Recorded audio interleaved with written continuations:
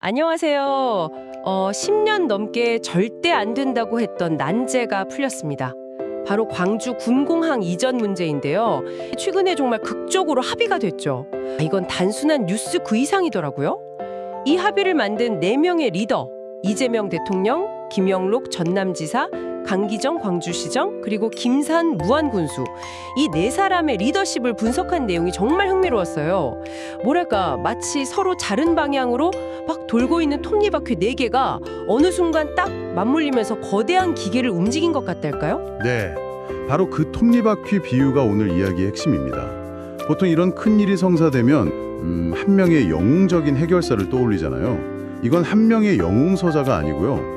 각기 다른 욕망과 스타일을 가진 4명의 플레이어가 서로 밀고 당기고 때로는 부딪히면서 만들어낸 그런 절묘한 합주곡에 가깝다는 거죠.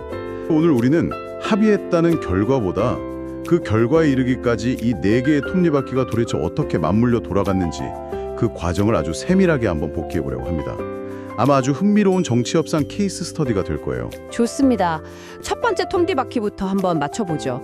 이재명 대통령. 솔직히 처음엔 좀 의아했어요. 보통 이런 지역 갈등은 대통령이 직접 나서는 경우가 드물잖아요. 뭐 지자체끼리 알아서 잘 해결해보라 라고 하는 게 일관적인데 왜 이 문제에 직접 뛰어들었을까요? 대통령이 이 문제의 판 자체를 다르게 보고 있었다는 건데 이게 무슨 뜻이죠? 이 대통령은 이 문제가 더 이상 지자체 수준에서 해결할 수 있는 단계가 지났다고 본 거예요. 기존의 기부대 양여 방식, 이거 뭐 쉽게 말하면 광주시가 군공항 이전 비용 전보될 테니 전남은 부지만 제공해라 라는 거잖아요. 이 방식으로는 10년 넘게 한 발짝도 못 나갔거든요. 그렇죠. 왜냐하면 무안군 입장에서는 돈 몇 푼 받는다고 소음과 위험을 평생 안고 살 수는 없는 노릇이니까요. 이 대통령은 이걸 구조적 교착 상태라고 딱 진단을 하고 판을 완전히 새로 짜기로 한 거죠. 문제의 성격을 아예 바꿔버린 겁니다. 이건 광주와 전남의 지역 갈등이 아니다. 수도권에 집중된 군군력을 분산시키는 국방력 강화 문제이자 서남권 발전을 위한 국토 균형 발전 과제라고 프레임을 전환한 거죠. 이렇게 되면 더 이상 지자체끼리 돈 문제로 싸울 게 아니라 국가가 전면에 나서서 책임져야 할 명분이 생기잖아요. 특히 김산 군수가 계속 외쳤던 국가가 직접 나서서 획기적인 인센티브를 보장하라는 그 요구의 본질을 정확히 꿰뚫어 본 거예요. 그게 협상의 유일한 열쇠라는 걸 간파한 거죠. 듣고 보니 그렇네요. 문제의 정의를 바꾸는 것만으로도 접근법이 완전히 달라지는군요. 하지만 뭐 생각만 하는 정치인은 많잖아요. 이 대통령의 진짜 역할은 그 다음부터 시작된 것 같은데 2025년 6월 타운홀 미팅 장면이 아주 인상적이었습니다. 네, 그게 바로 과감한 실행력이죠. 대통령이 직접 갈등의 최전선이 내려가서 반대 여론의 핵심인 김산 군수와 공개적으로 얼굴을 맞대고 토론을 벌인 거예요. 와, 이건 정말 엄청난 정치적 승부수였네요. 정면으로 부딪힌 거죠. 그리고 그 토론 직후에 바로 대통령실이 직접 컨트롤하는 육자 협의체 구성을 지시해요. 거기서 격이 확 올라가는 거군요. 네, 이 순간 이 문제는 지자체 간의 지지부진한 민원에서 대통령이 직접 챙기는 최우선 국정과제로 격상이 된 겁니다. 그리고 결정적인 한 방을 날리죠. 바로 1조 원 지원이라는 카드. 맞아요. 그냥 1조 원을 주겠다가 아니었어요. 중요한 건 정부가 보증한다는 약속이었죠. 이전까지는 광주시나 전남도가 이런저런 지원책을 제시해도 무안군이 믿지를 않았거든요. 그렇죠. 정권 바뀌고 시장 도지사 바뀌면 그만 아니냐 뭐 이런. 네, 바로 그거죠. 그런데 대통령이 직접 나서서 정부가 보증한다고 하니 이야기의 무게감이 완전히 달라진 거죠. 수년간 굳게 닫혀있던 협상의 문에 거대한 충격을 가해서 균열을 낸 셈입니다. 알겠습니다. 자, 첫 번째 톱니바퀴, 이재명 대통령이 국가적 과제라는 새로운 판을 짜고 1조 원이라는 강력한 동력을 공급했다. 그런데 그렇게 큰 톱니바퀴가 갑자기 돌기 시작하면 주변의 작은 톱니바퀴들은 오히려 부서질 수도 있잖아요. 그 충격을 완화하고 판을 관리한 사람이 필요했을 것 같은데요. 정확해요. 그래서 두 번째 톱니바퀴, 김영록 전남지사의 중재와 조정 역할이 중요해지는 겁니다. 대통령이 판을 흔들었다면 김 지사는 그 흔들리는 판 위에서 누구 하나 떨어져 나가지 않도록 필사적으로 관리한 사람이에요. 당시 상황이 정말 살얼음판이었거든요. 네. 한쪽에선 강기정이 시장이 연말까지 합의 안 되면 플랜 B로 간다고 최후 통첩을 날리고 다른 한쪽에선 김산 군수가 죽어도 못 받는다며 삭발까지 하는 그야말로 강대강 대치였죠. 중재자라고 하면 보통 양쪽 얘기를 들어주고 뭐 점잖게 타협안을 제시하는 모습이 떠오르는데 김 지사가 꽤나 험한 꼴을 당했더라고요.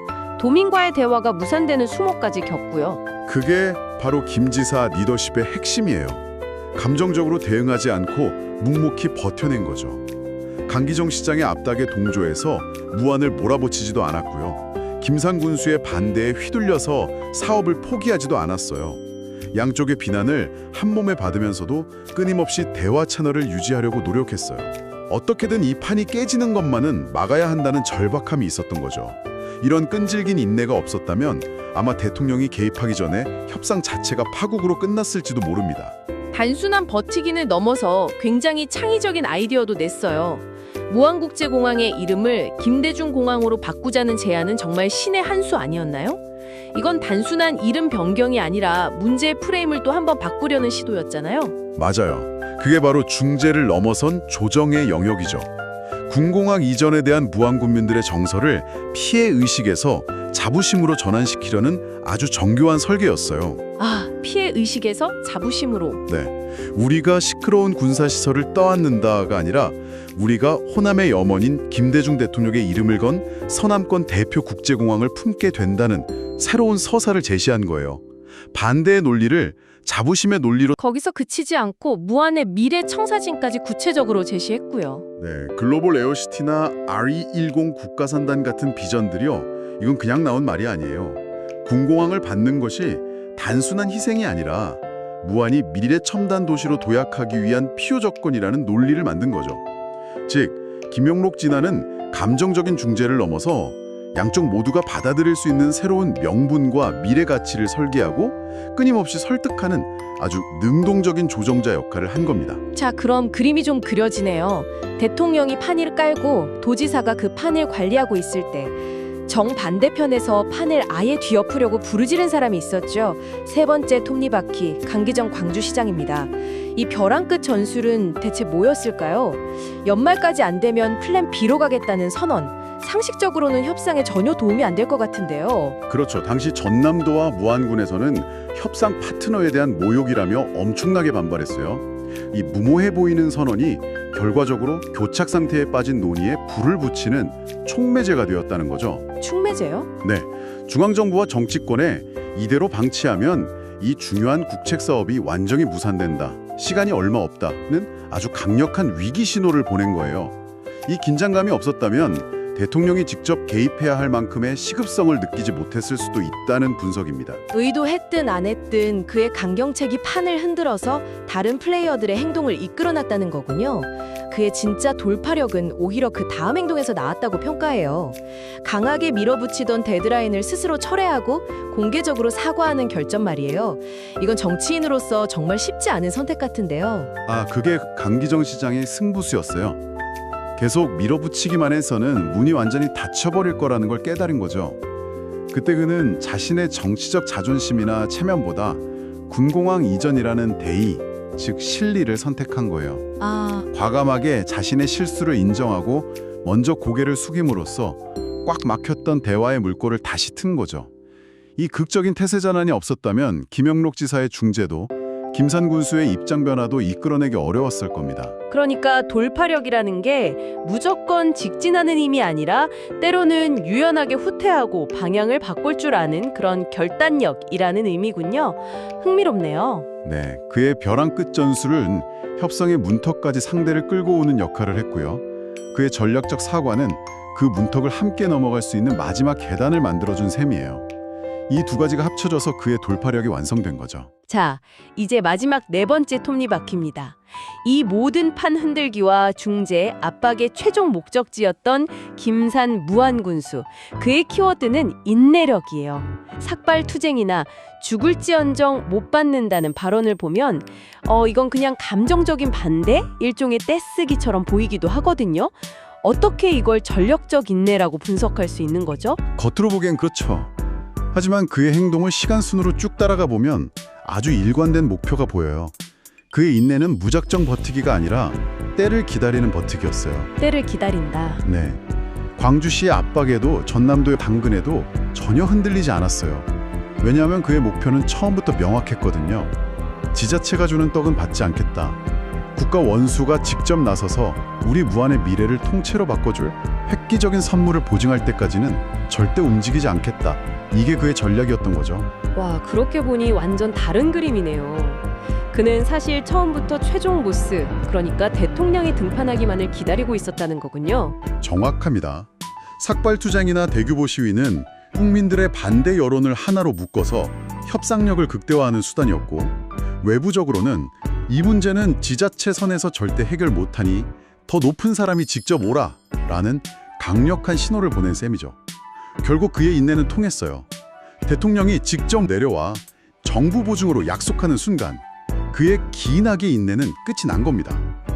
그리고 그 결과 무안군은 신재생에너지 기본소득, 반도체 클러스터 같은 협상 초반에는 상상도 못할 조건들을 얻어냈죠.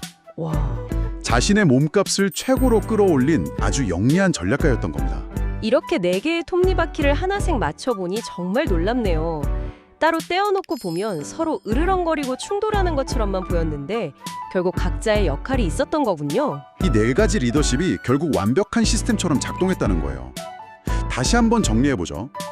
이재명 대통령이 국가적 과제라는 새로운 판을 만들고 그 판 위에서 김영록 지사가 파국을 막으며 판을 관리하고 중재, 조정, 관리하고 강기정 시장이 벼랑 끝 전술로 이슈를 증폭시켜 모두의 이목을 집중시키고 불을 지피고 마지막으로 김산 군수가 끝까지 버텨서 실리를 극대화하는 인내.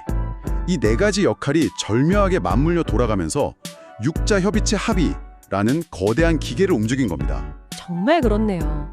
어느 한 명의 영웅이 아니라 각기 다른 전략과 스타일을 가진 리더들의 복잡한 상호작용이 불가능해 보였던 문제를 해결했다는 점.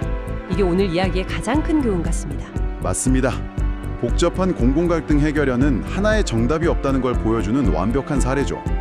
때로는 강한 압박이, 때로는 지루한 인내가, 그 사이를 잇는 정교한 중재가 필요했고 마지막에는 모든 것을 정리하는 결정적 한 방이 모두 필요했던 거예요. 이 4개의 톱니바퀴 중 단 하나라도 없었다면 아마 이 합의는 불가능했을 겁니다. 마지막으로 여러분께서 한번 생각해 볼 만한 질문을 던지면서 마무리하고 싶어요. 이 길고 긴 줄다리기 과정에서 광주 시민과 무안군민이라는 보이지 않는 플레이어들의 역할은 과연 무엇이었을까요? 그들의 지속적인 압박, 때로는 격렬했던 시위, 그리고 선거를 통한 명확한 의사표현이 과연 한 리더의 벼랑 끝 전술이나 다른 리더의 전략적 인내에 어떤 영향을 미쳤을까요? 어쩌면 우리가 오늘 다룬 이 복잡한 리더십 방정식의 가장 중요한 변수는 바로 그들이 아니었을까요?